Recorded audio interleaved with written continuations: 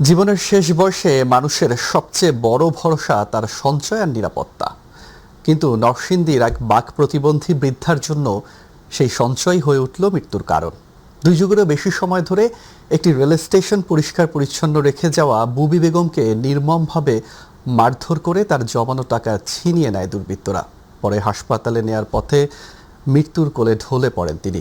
আলোচিত এই ঘটনায় 5 জনকে গ্রেফতার করেছে র্যাব। আরও জানাচ্ছেন জাহিদ আহমেদ বাবু। নরসিংদীর মেথাকান্দা রেলওয়ে স্টেশন প্রতিদিন অসংখ্য যাত্রীর পদযাত্রায় মুখর এই প্ল্যাটফর্ম, কিন্তু এখানকার এক পরিচিত মুখ আজ নেই বাক প্রতিবন্ধী বৃদ্ধা বুবি বেগম। প্রায় 2 যুগের বেশি সময় ধরে করতেন স্টেশনের প্ল্যাটফর্ম পরিচ্ছন্নতার কাজ। থাকতেন স্টেশনের পরিত্যক্ত একটি ছোট্ট ঘড়ি ছিল তার আশ্রয়স্থল, ছিল না কোনো আপনজনের ছায়াও। সে কারণে তার সংসারেও ছিল না অভাব অনটন। তবুও ভবিষ্যতের কথা ভেবে তিলে তিলে জমিয়েছিলেন সামান্য কিছু সঞ্চয়, আর সেই সঞ্চয় হয়ে উঠল তার জীবনের সবচেয়ে বড় অভিশাপ। বৃদ্ধা বুবির সেই সারা জীবনের জমানো অর্থ তার থেকে ছিনিয়ে নেয় দুর্বৃত্তরা। একই সাথে তাকে করা হয় গুরুতর আহত। হাসপাতালে গত কয়েকদিন মৃত্যুর সঙ্গে লড়াই করে অবশেষে শেষ নিঃশ্বাস ত্যাগ করেন তিনি। অতঃপর হৃদয় বিদারক এই ঘটনায় গোয়েন্দা তথ্য প্রযুক্তির সহায়তায় নরসিংদী ও ব্রাহ্মণবাড়িয়া থেকে 5 জনকে গ্রেপ্তার করে র্যাব।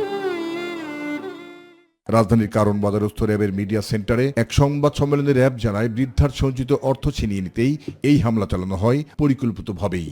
ওনার কাছে যে কিছু টাকা সঞ্চিত ছিল, এটা আসলে ওখানে যাদেরকে আমরা গ্রেফতার করেছি তারা জানতে পারে, এবং এই 5 জনের মধ্যে 3 জনের পূর্বে মাদক সেবনের মামলা রয়েছে, অর্থাৎ তারা মাদকাসক্ত। তারা যেহেতু জেনে যায় যে এই বৃদ্ধা মহিলার কাছে টাকা রয়েছে এবং উনি তো কথা বলতে পারেন না, উনি বাক প্রতিবন্ধী, যার কারণে এই টাকা নেওয়ার উদ্দেশ্যেই তার উপর হামলা করে বলে ধারণা করা যায়। গ্রেপ্তারকৃতদের মধ্যে কয়েকজনের বিরুদ্ধে এর আগেও মাদকসহ বিভিন্ন অপরাধের মামলা রয়েছে বলেও জানান র্যাবের এই কর্মকর্তা।